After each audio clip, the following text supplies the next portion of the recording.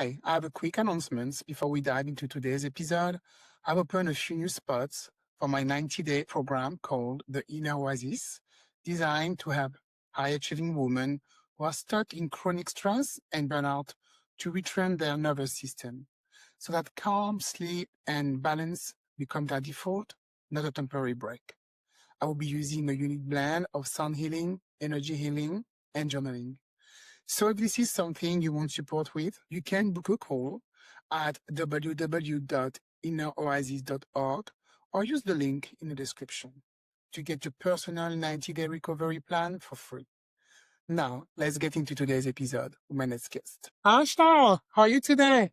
I'm doing wonderful, thank you. I love your accent, by the way. It just puts a smile on my face. Really? It's It's French. wonderful. It's wonderful. Thank you for coming. So today we're going to talk about business. Entrepreneur, you're an entrepreneur and you're a coach. We're going to talk about business. Be focused more on women. I was reading your website and you talk a lot about your bottleneck and people having their own business. So I'm going to ask you also about that. But maybe let's start about you, at the beginning, because you had a very interesting story. You're well off right now, but in the past you had some issue and you were also burnout. Because also talk also about burnout. So can you explain a little bit what happened to you? Sure. Well, so I started my first business at the age of 4. Yeah. Never had a traditional quote unquote real job. Um, After graduating college, I started a business nominated by Ernst & Young as being one of the nation's best seed stage companies. Then created my first multi-million-dollar business at 24. After that, I just continued to build and grow companies until 2010. That's when somebody offered to pay me to help them grow their business, and I started Predictable Profits. And through that predictable profits, we've taken many companies over the Inc. 5000 fastest growing companies list. I recently took a company from 950,000 to 66 million in a few years. And the work that we've done has been significant enough that the International Business Times reached out, did a featured story on me, calling me the go-to business coach for 7 and 8 figure companies. MSN did a report 3 weeks ago. They named me the leading coach for 8 and 9 figure companies. DM News named me the top marketing and sales leader in the United States. And there's a lot of different media that's come up. I'd be remiss if I told you it was about me, because it really isn't. It's really about the operating system, and it's about the team itself. But all of that came, and all of the stuff that I've done was only birthed through a lot of challenge. And I was talking to my son the other day, and I said, you learn to walk through falling. So every time you fell as a child, you learned, okay, that's not to do. Let me try that again. Let me try that again. Let me try that again. You learn to walk through falling. And very similarly, as a business owner, we learn to be successful by failing. And failure has a negative connotation. But so I almost feel like failure is the wrong word for it, right? Because all we're doing is we're gathering data. We're just realizing, oh, that didn't work. Whoop. Oh, that didn't work. We tried it. Oh, that didn't work. And that didn't work, right? And so when I was in my 20s, one of the biggest lessons that I learned, I was told that the secret to success was hard work. That's what I was always told. Secret to success is hard work. And then it was usually followed up with the early bird got the worm. So I take that very literally. And so I would set my alarm for 3:30 in the morning so I wouldn't quote unquote oversleep. Wow. And if I happened to get up at midnight to go to the bathroom, then I would force myself to stay up, and I would work from midnight all the way through the next day until I couldn't keep my eyes open anymore, because I'm like, nobody's going to outwork me. So I worked hard. I didn't sleep. I didn't focus on my health. I didn't focus on what I ate. Work became everything. Well, then what happened was I'm driving home, and I could see over the hood of my vehicle, my house. But in that moment, I knew that I wasn't going home that day because I got this sharp pain from the base of my tailbone all the way up into my brain. And I didn't know what was going on, but I knew it wasn't good. Before long, I ended up in the emergency room, and the doctor looks at me and he tells me that my organs are shutting down and I'm dying. And obviously, I'm here to talk to you. So I pulled Yeah. out of it, right? So that was great. Yeah. Um, but it was a result of not taking care of myself, not sleeping, and just relying on hard work as my primary means to growing a company. Now, I've worked with companies at all stages and continue to work with companies, small businesses that are doing, they might be doing, you know, 200, 250,000 a year, all the way up to, I've worked with billion-dollar companies. What I find is that there are two really hard points for growing a company. The first one is what we all know, which is when you start the business. The second one usually happens around that 1 to 3 million. Sometimes it's a little bit sooner. But, a couple weeks ago, I spoke to a CEO of a $75 million company that was still in this area, but it's called the founder's trap. And what that means is when we talk about the founder's trap, uh, most people built their business from hard work, word of mouth, and referrals, and they go from where they're at to, they can get to about 1 million that way. And then things just get harder. And you feel like you're working harder than you've ever worked before, but then you're making less money. And oftentimes you'll rationalize it in your head and you go, well, I just got to make more money and then things will get better. But the thing is you can't actually work your way out of the founder's trap. In fact, the more successful you become, the deeper you fall into the trap. Because, here's what goes on. Most people in the founder's trap, their leads come to them because of their network. And then they're forced to close their own deals. So it's all founder-led sales. And then they start to build a team, but then their team is always coming to them saying, hey, what do I do? How do I do this? Can you look over this?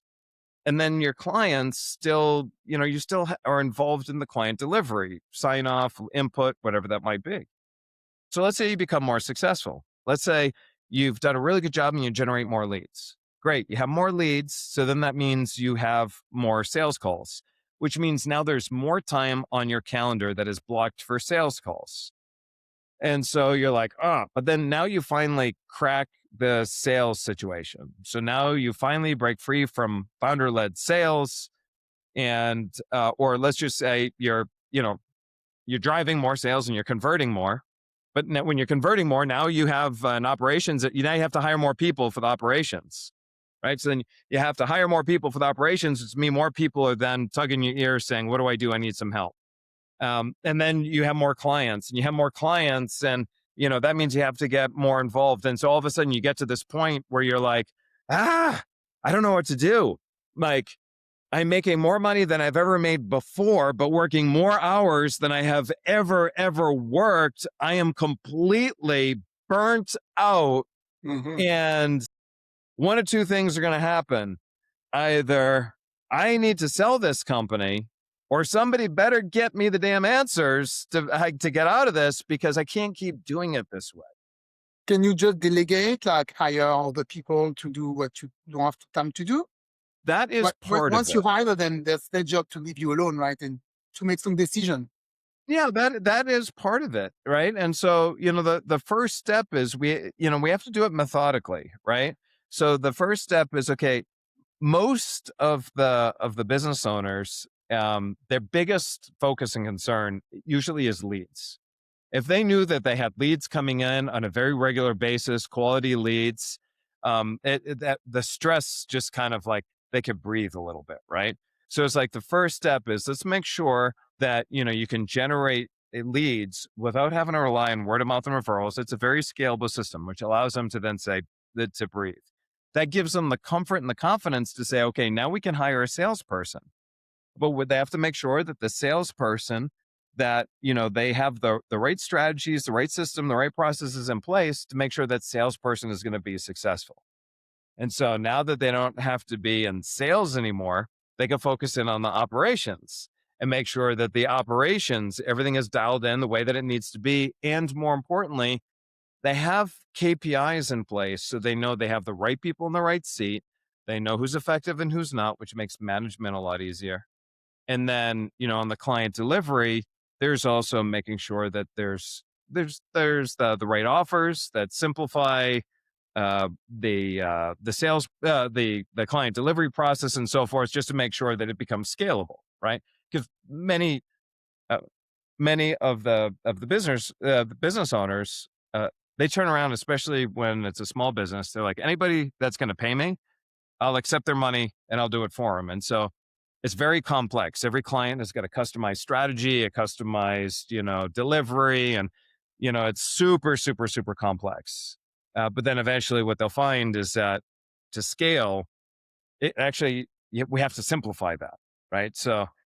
Um, so that it's not everybody is as custom. I look at it like Chipotle. You know Chipotle, right? Yes, I know Chipotle, yeah. Yeah. So with Chipotle, it's like you go to the counter and they go, do you want a bowl? Do you want a wrap? Do you want, or taco, whatever it is? And you select from the very basic. And then it's like, do you want meat? Do you want tofu? Do you want chicken? And it's like, okay. So it's like they allow for some customization. But if you said to them, actually, can I get my steak medium? They'd say, nope, Nope. not going to do it. Yeah. 80. So for most of us, the general rule of thumb is 85% needs to be standard and templated. Then you can take the next 10%, maybe modify it a little bit. And then if they want to really customize it for the top 5%, they're going to have to pay in a lot of. So that's just kind of like at a high level. That's what we look at. The other part of burnout is, there are things that you do that give you energy, right? There are things that you love to do that give you energy, that you just feel like you do this and you can just keep going and keep going, keep going because you love it. But then and that's when you started the business, you probably did a lot of things that gave you energy.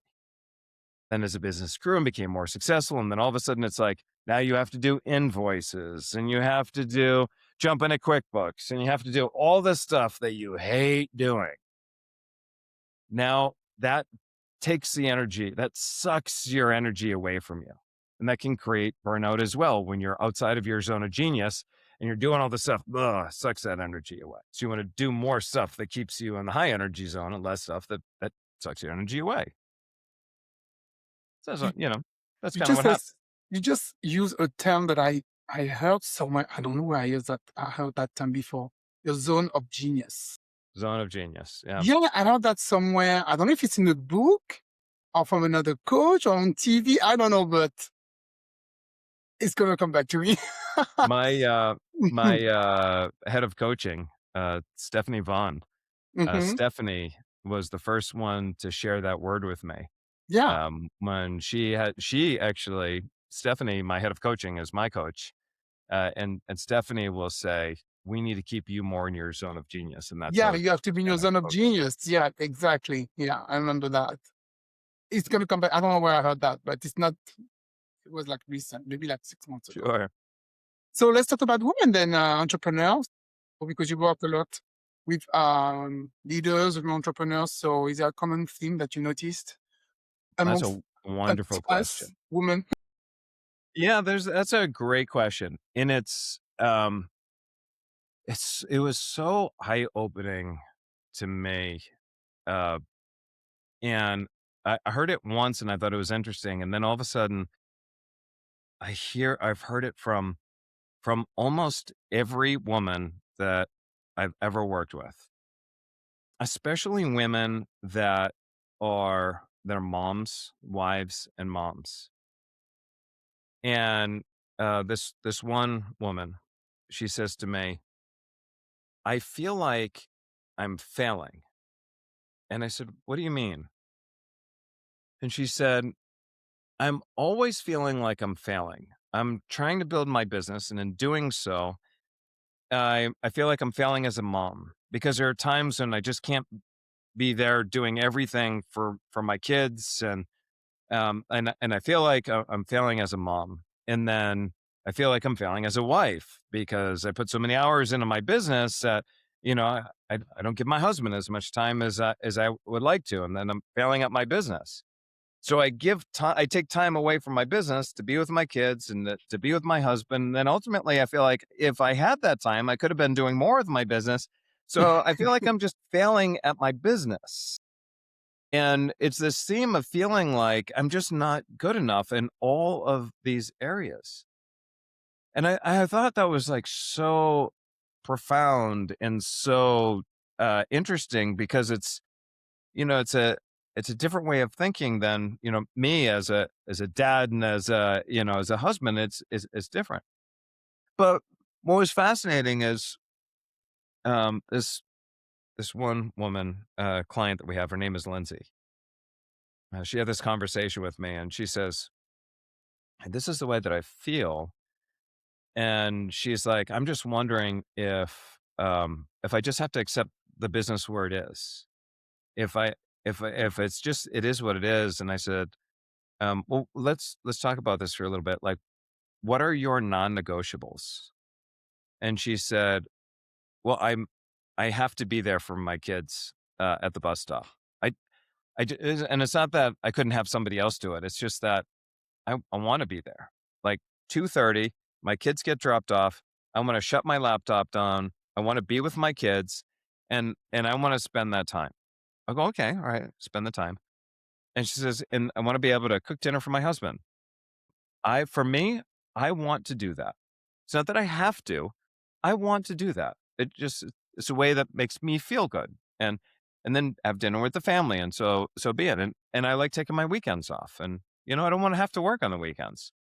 And I said, "Okay, so what makes you think you have to settle for the business the way it is?"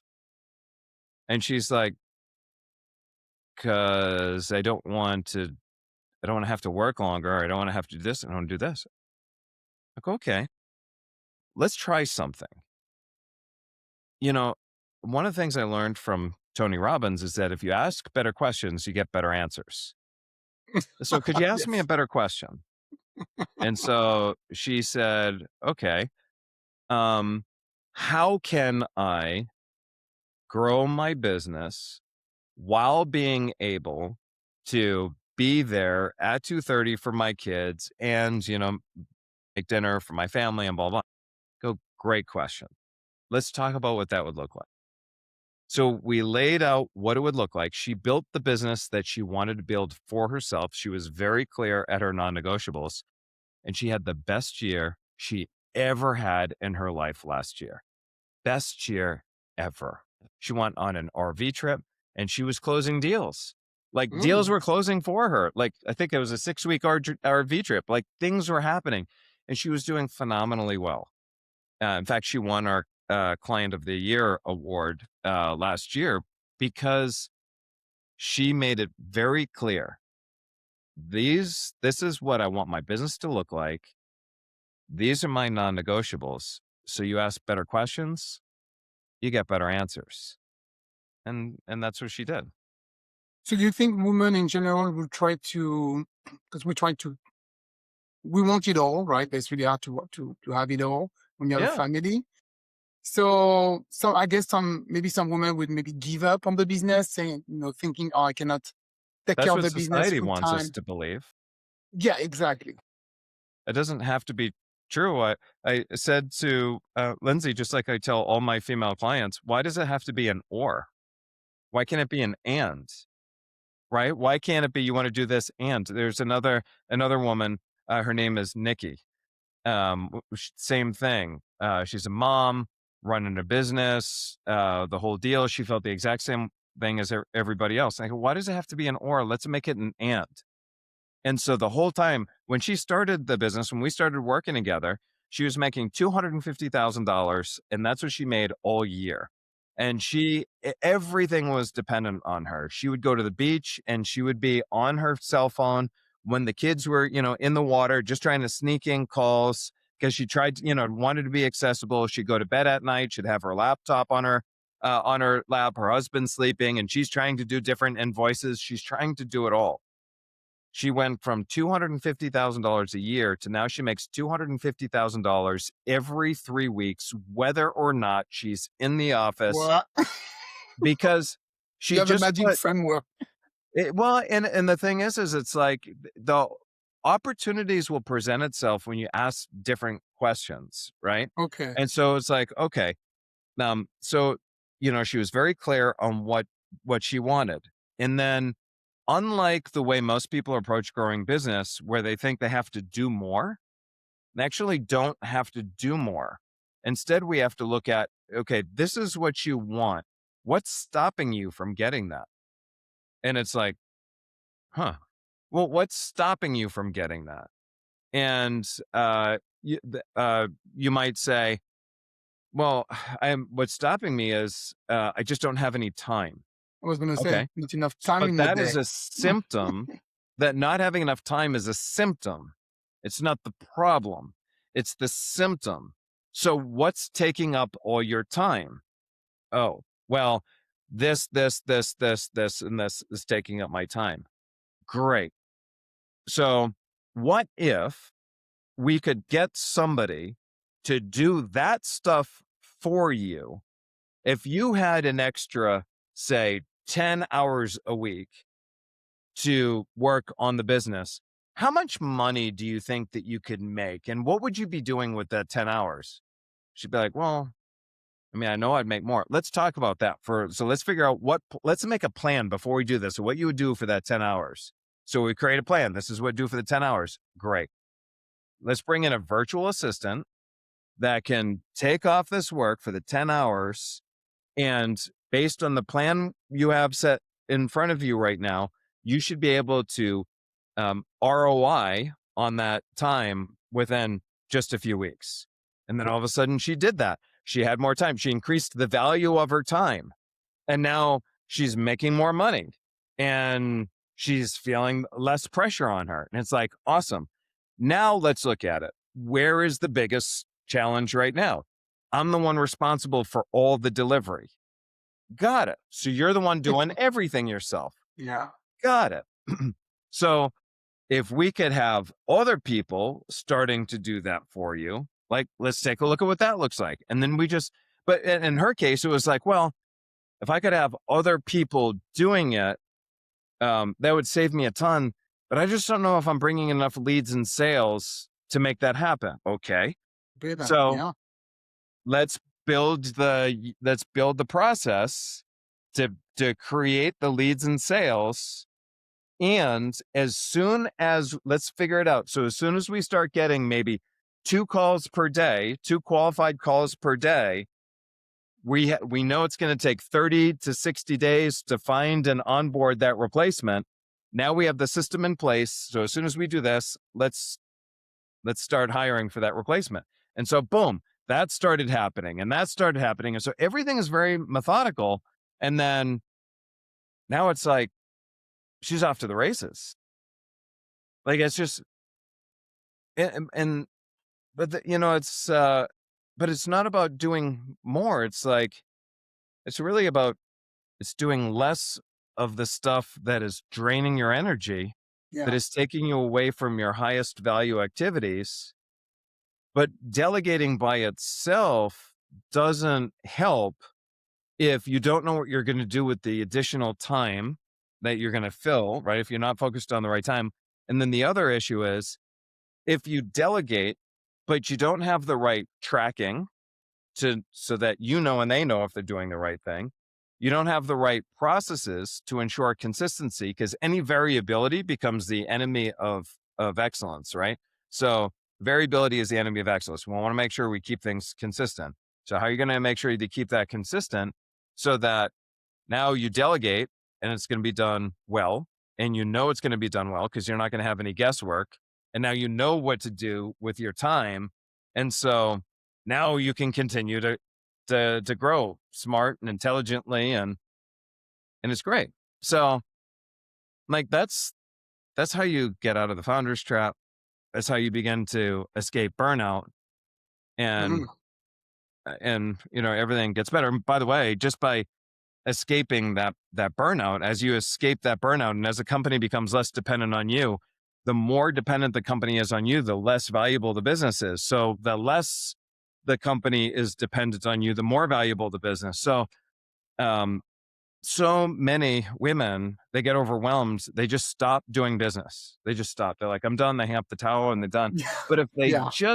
if they just did a few of the things that we're talking about, so the business runs and it's not dependent on them, they actually have a valuable asset that they could sell whenever the time is right and make a lot of money. Sounds And like so you have they, to be very organized also, right? All you said, it looks like it's like a lot of organization so, you have to put in place. so actions plus resources equal goal, right? And so if you don't have a lot of resources, meaning like you don't have a lot of money, then we have to take better actions. And it's like, yes, you have to be organized and have the right processes and everything. Otherwise, the more you keep it in your head, the more you start to forget things and drop things and so forth, right? If you have a little more money, then you can be resourceful. So for me, as an example, I built my first multi-million dollar business at 24. I had more resources, and so as I built predictable profits here, um, I did the same thing, and I fell back into the founder's trap and the whole deal.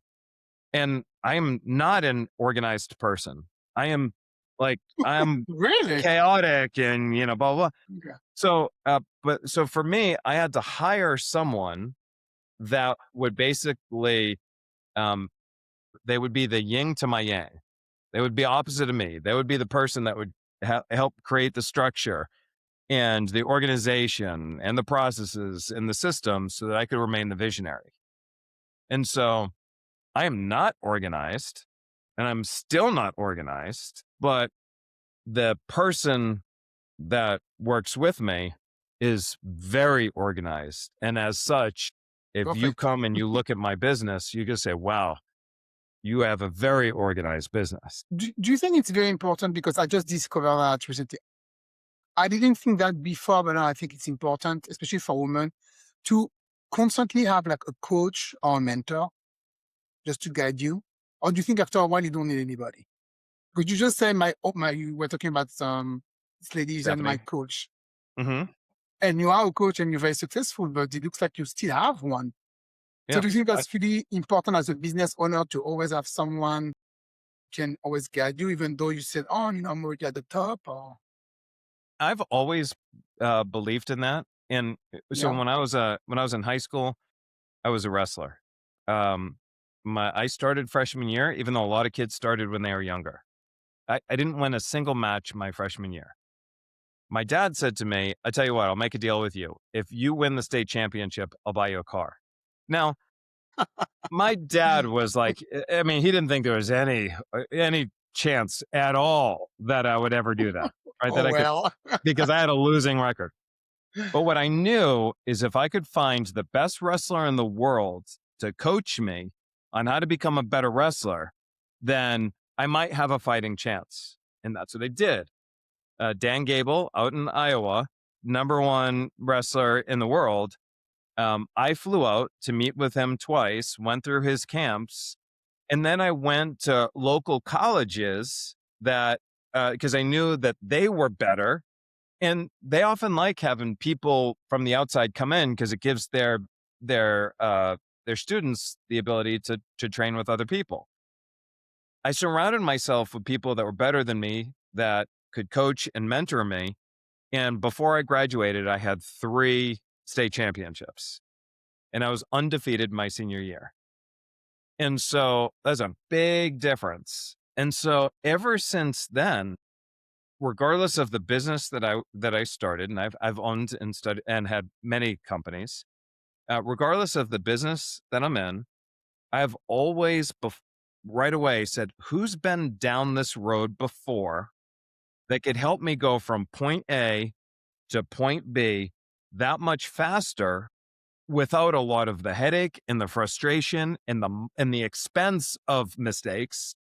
I know I'll make my own, but I'll make different ones because somebody will help me, navigate through some of the ones that I might otherwise fall in. And so I'm always doing that. And I think another example, there's a gentleman, if I said his name, and there's several people that I've worked with that if I said their name, you would know them because they're very well known, very, very, very, very successful CEOs, right?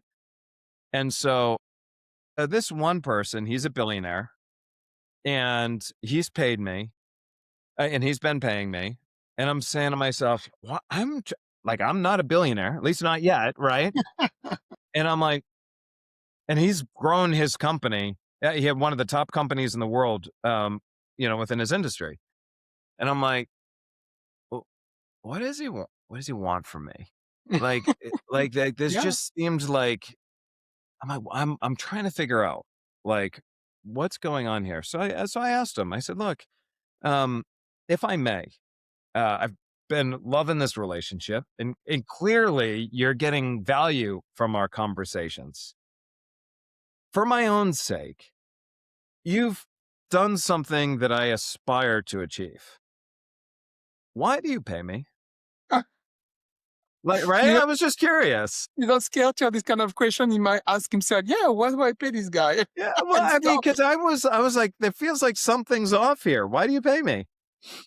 Oh, yeah, And he said to why? me, he goes, you know what? Because you asked me the questions that nobody else thinks to ask me. And he said, you're showing me my blind spots because I'm so deep into everything that I'm doing. I don't see what I don't see. And I mean, the CEO of a $34 billion company, huge company, right? Same thing. I'm having conversations with him. And the whole part of the conversation is being able to just, uh, sometimes it's giving people advice because I've gone down that road before. Other times it's knowing what questions to ask, and it's bring perspective because it's sometimes it's doing more, sometimes it's what am I not doing? Where are my blind spots? Right. And so to answer your question, you can try to do it on your own, and many people will be successful and can do it over time on their own. The most successful people in the world know the value of working with somebody that has done it before, or the value of somebody that can point out their blind spots. Like having that person there is extremely powerful. That's what I think. That's what I think too. I mean, Having even in my own guys, life, yeah. I have my business, Stephanie. So Stephanie is my coach. Health is a big focus of mine. So I have a health coach, right? At one point, I was having challenges in my relationship. So I hired a relationship coach. And I'm like, rather than trying to figure this stuff on my own, Yeah. I'm like, when I have the challenge, it's like, who's done it and who's the best that I can get my hands on? And then boom, that's who I'm going to hire. Yeah. It's a good strategy. I think, yeah, it's asking for guidance and help. You shouldn't be afraid of that. And that's very big key to success. I just realized because I also have my own business and I realized since I took a mentor, big difference. It's so much easier to have my vision and to to know what to do, not what to do. I wanted to ask you also when someone come out start maybe for the first year, maybe a small entrepreneur. I know you're working with people with billions. For a small entrepreneur, how can they accept that the first year you might have to lose money? Because the first year, when you open your first company, you might have to do ads and do a lot of maybe hire other people to help you, but you're taking credits or loan and stuff like that. And how is it easy to accept that? Okay, the first year I might not make the money that I want to make. Yeah. So it's a really good question. Um, Businesses don't die because of a good idea, right? Or the lack of a good idea. What businesses and while businesses will die because of money reasons, right? That's not the primary reason. The primary reasons why businesses fail is a lack of momentum. When you start a business, it's like if you've ever been camping and you want to start a fire, you take these two sticks, you rub it like this together, try to get like a little red ember, right? And then once that red ember is, then you can build the fire. But when you go like this, it's hard. It's hard. It's hard. You're at the point where you want to quit more than anything else in the world. And then just as you're about to quit, you see this little red ember. Then it's super fragile. So you have to put these little bits of like leaf parts and pine needles to hopefully get a flame. And then once you get a flame, then you can just put little bits more until you get a big fire. Once you have the fire, now you can put the logs on top. And then if you keep fueling it, it turns into a big giant bonfire. And when it's a big giant bonfire, even if you were going to take buckets of water and throw the buckets of water on it, you're not going to be able to put the fire out. And so when you're starting a business, you get this little red ember. You're just trying to get this little red ember. And that's when you get somebody to start to pay you a little bit money. But it's fragile because, you're still trying to figure out what's going on. Now you're wondering, are they going to pay you the next week, the next month? And am I going to be able to get another client? So, you're trying to get this momentum and build this momentum. So momentum, I think it's Newton's law. An object at motion stays in motion. An object at rest stays at rest. So if you've never done a business before, you're at rest and you need to be able to get that in motion. Now, we talked about actions plus resources equal goal. You could take a lot of action and you could just push. And you can kind of get there. But at the same time, when we started this conversation, we talked about that, you learn to walk by falling. So you're going to be able to make those mistakes. Those mistakes should be minimal in the beginning because, you're not going to be spending a lot of money and, you might hire somebody and they don't turn out well. And, that could be a mistake and so forth, but we're learning, right? Run some ads. It doesn't work. Okay. Whatever. We're learning. Right. But if you have some resources and your goal for those resources is, how do I drive more momentum? The more momentum you have, the easier everything's going to get. Now, as a first-year business owner, and I had shared this information with my kids, I'm like, there are two things that I would have done differently. The first thing is I would have spent more time building my thought leadership. I would have done this on LinkedIn and Instagram and everything else. I would have done that much earlier on because that doesn't cost you any money, right? Because those platforms are free. When you do that and YouTube, you build that thought leadership, people begin to follow you. They understand what you're doing. Now those conversations, those inbound conversations start to happen. You can drive it and it's easy. So if somebody has a job, but they want to go ahead and start a business, my advice would be, build that thought leadership and start building that momentum so that you have momentum before you quit your job. Because it's going to take a while to generate that momentum. It could take several months and you don't want to be able to have the pressure of paying for food and a roof over your head and start the business. But then the second lesson is, so the first one is establish momentum, focus on momentum. And you could pay for momentum boosted posts. You could pay ads that can bring more momentum, right? You can hire a BDR or, an outbound salesperson to try to drive that momentum. So you can pay to drive that momentum.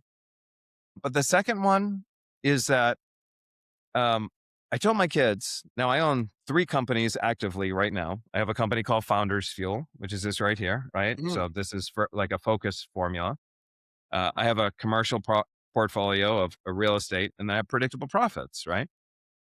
But I said, you guys know my history. You know everything that I've done. If I was to give you one piece of advice, don't start a company. And they're like, Don't? I thought you loved being an entrepreneur, Dad. And I'm like, buy it. Buy a company. Oh, something already ready to go. When you buy a company, here's what happens. When you buy a company, just like you buy real estate, you buy a company, you're buying somebody's existing momentum. So they've already got momentum, right? So they get that momentum. When you go to the bank and you run the numbers to buy a company, and a lot of times you can buy a company without much money out of your own pocket because you can get seller financing. There's very creative ways you could do it. You could work with the seller and be like, hey, I've got some ideas. If I can increase the value of your business, can I take maybe half of whatever the increase is and apply that to the buying the business and all this other stuff? Like there's so many different ways you could be creative.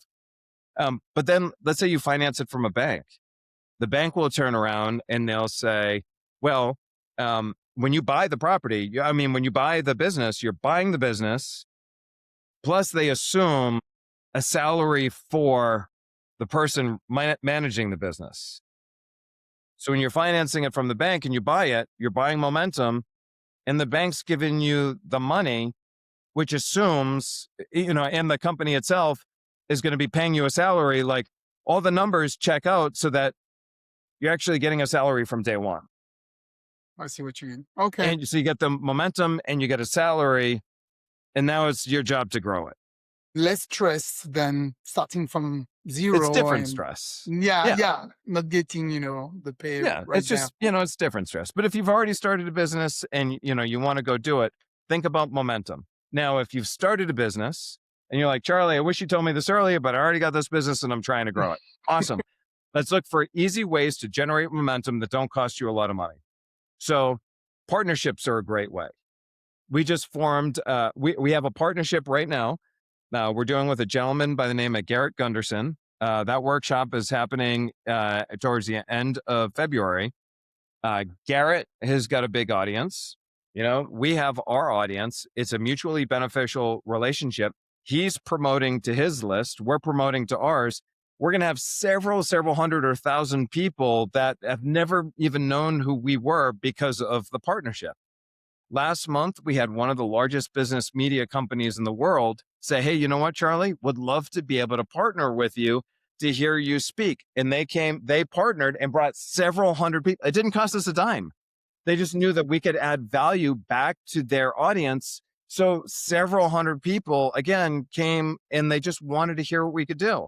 So you could partner with all these different people and you say, if there's a way that I could add value back to your audience and help them solve a problem that not only adds value to your audience, but will actually help you as a business, the partner actually benefit.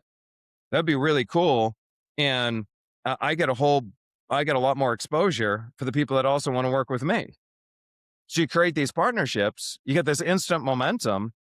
And it's like, I didn't have to pay for leads. I didn't have to, run all these expensive ads. I form a partnership and now I got a whole bunch of people. Partnerships, we run partnerships all the time. We've got partnerships booked all the way through, I think, May of this year. And it's just like, how do I help solve problems in a way that they want to put people in front of me? Mm-hmm. Yeah. And grow the audience. We've had partners that have literally delivered hundreds of leads every single week for years because they knew if they put their leads in front of us, that we could help them with their business. And as a result, the retention of our partner would be higher. And like, there's so many different ways when people are creative that will then allow them to generate that momentum. Like, give me an example of a business, any business. I was going to say, I'm happy that you say that because I just got a partner and I just got a partnership for my own business. So I'm like, I'm on the right track. You are. So give me an example. What is your own business? So I'm a sound healer. I don't know if you know what it is. I do sound bath. Yeah. I use crystal balls and I do meditation, and people, can meditate for an hour and relax, and it's very good for depression and stress relief and all that good things. Amazing. And I play different instruments. So I have my own studio where I play, and I just signed a partnership, with another studio, a wellness center, where I'm going to play there also. And they have their own client, their own mailing list also. and I'm going to bring also my own people. So it's a good, yeah, it's a good That's awesome. And business thing. you could do partnerships where, say, for example, you could go into maybe like a health food store and you could offer to Mm, run a clinic inside of the store. And you would mhm. be like a free clinic, as an example. You'd be like, we're going to come in and do a clinic. So they like it because you're driving more business into the store.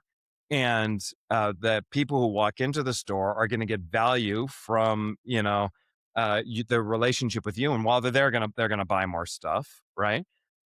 You can form relationships if you go into a business and you're like, hey, look, what I would love to be able to do for your employees is, I for during their lunch break, I'm willing to take 20 minutes. It's been very stressful between the politics and the fighting Okay. and this and that. Yeah, What we'd love to do is recenter those employees. We'll come in during the lunch break for 20 minutes. We'll give them a bit of some sound therapy. You'll notice when they come back to work, they're going to be far more dialed in and productive. I don't know. Is that something that you'd be, I open to? actually offer that. Yes, I Yeah. actually offer that. It's on my LinkedIn. And the thing is when they see, wait a minute, you're going to come into my business, you're going to run a session and it's going to be awesome, fantastic. And so there's a couple different things that happen.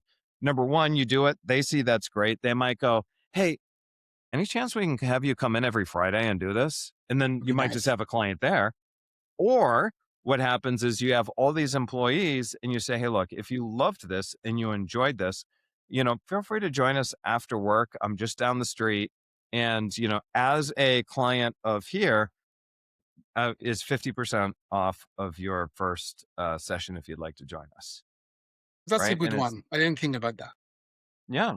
Well, and because you make it easy. So Yeah, it's called a triple win partnership, which means that a triple win, your first win is you get to you get to do it.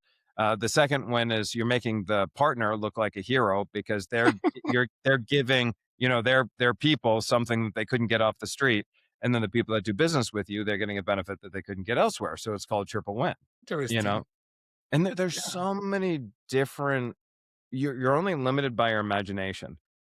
There's you could even go into a car wash where they have to take people out of the car and wait for their car to get done. You could just be like, hey, look, in the waiting area there where people are waiting to get their cars done, we're going to do a quick thing. You could go into schools and yeah. I did once. I did school. yeah, Yeah, schools, talk to the PTA, and do this with schools. And there's so many different ways when we stop and we think about it and we can go, how can we, add more value in your industry right now? um there's mental health is going through the roof, largely attributed to stress. And that's because there's too much label in politics. There's this, people are infighting. yeah. There's It's just crazy. there's and it doesn't matter what party you're on. It doesn't matter. It's just there's a lot of stress on both sides, right? And so, but it's impacting the children. And Yeah, so, that's you know, true.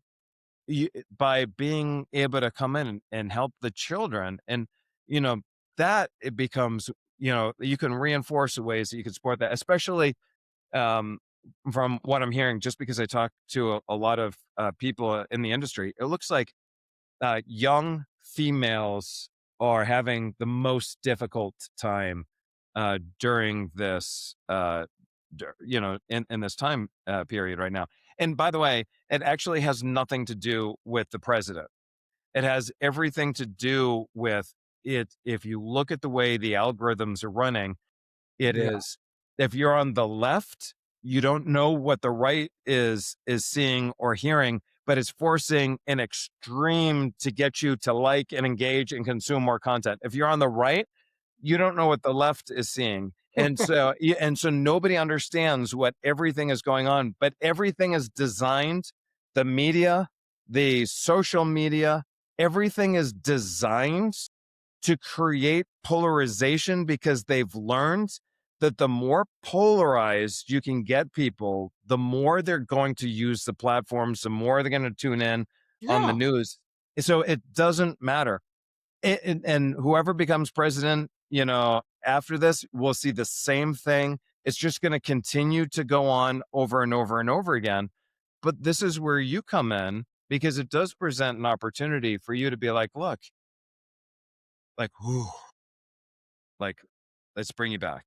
Right. So I know we went way That off that's of the, yeah, that's another subject. I was gonna say, there's some country that are actually banning social media for kids under 15, and I think that's really good. I And think I that just is heard good. that so I was born in France, that the French president just banned, I think for the next semester, something like that, cell phone at school. No more cell phone for the high schooler. You can't bring that. No, you can't bring that at school anymore. I mean, you can't use it at school anymore, which is good. You don't need to be on Instagram when you're studying. So If I was actually, and I agree, and if I actually had any influence at all on a larger scale, what I would actually encourage is uh, encourage intellectual curiosity. Because here's what I've learned: the majority of the people aren't as different as the media makes everybody want to believe. Most people, they all want the the same same thing. Yeah. things. They Yes, we do. really do. Yeah, we just And want and to that be happy, secure, they healthy. do. We all want the same thing. And I watch my friends, fighting over, and I'm like, this is crazy. You're fighting over what a political leader said or did, but let's talk about you guys. Like, what do you really fundamentally believe? Exactly. Like, We all want the same thing. and they do. They literally want the exact same stuff. And I'm Yeah. like, but you're gonna lose a friendship. You're Family, gonna lose sometimes. family, you're gonna cancel each other out, but you do want the same thing. And I feel like if most people took a step back and they became curious and figure out what they actually stood for and what they believed. Think what would without politics. Well, politics, like what do you fundamentally believe? Right? Most people would actually find out, you know what? We're not that different. No, That I think different. we're pretty similar. We're very, A lot of very people similar. on Earth, we're pretty similar. We just want to be happy, right? Secure, And healthy. I mean, I don't even you don't know my political affiliation. I don't know your political affiliation, but just in the nature of this conversation, I could tell you're a kind person. You know, you care. You're focused on delivering value into this world and so forth. And you know, one of the things that the benefit of AI coming into this world right now is people are going to be more purpose focused, right? And because if you're only doing tasks is going to be replaced by AI, but purpose can't be replaced by AI, which is why if you look at radiologists right now, um, AI can read a radiology report. And, this is statistically, they can read it better than a human, right? Statistically speaking. But the radiology industry, as I understand it, is booming because the purpose of a radiologist is not to read the report. The purpose of the radiologist is something much different. The report is just one part of their job.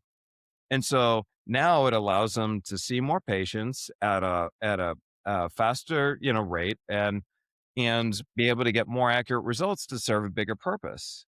And we're going to see that in the medical industry. We're going to see that in coaching. We're going to see that all across the board for the people that get really crystal clear on the purpose that they're in and the problem that they're solving for. And so, we are actually moving more into a purpose driven economy because we have to be in order to survive.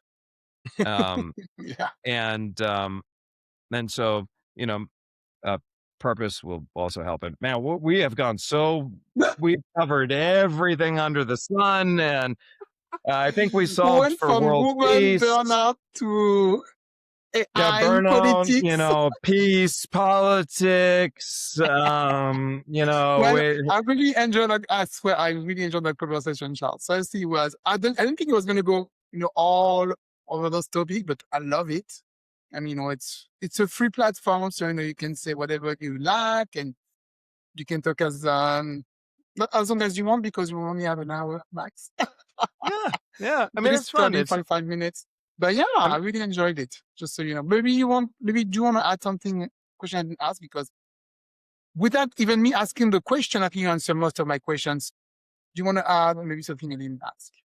well, I mean, I guess the only thing that that I'll add is you know, we do talk a lot about the founder's trap. That's my focus, is the founder's Yeah. trap, in order to help people get out of that founder's trap and, escape that burnout. That's been my core focus. That's what we do. That's what Predictable Profits does. We help people escape that founder's trap.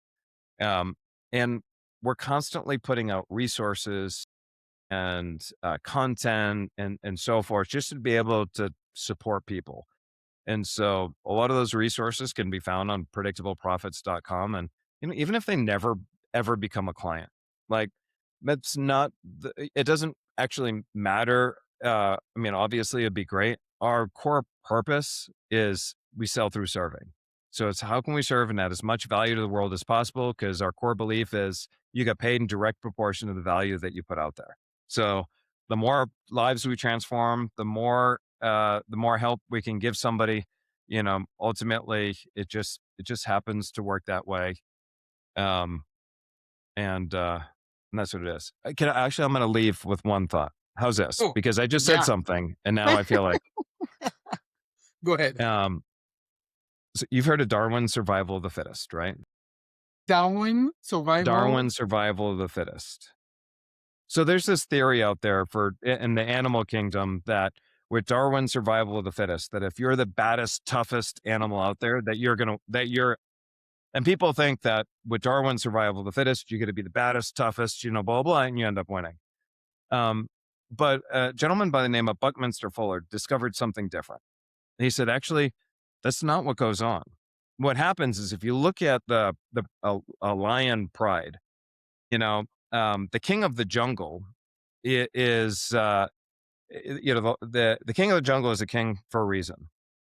The other lions will go, they'll make a kill, they'll bring the kill to the king of the jungle, and they'll let the king of the jungle eat first. And what they're doing is they're conspiring to make sure the king of the jungle eats first and survives. Because the king of the jungle is responsible for the pride's survival.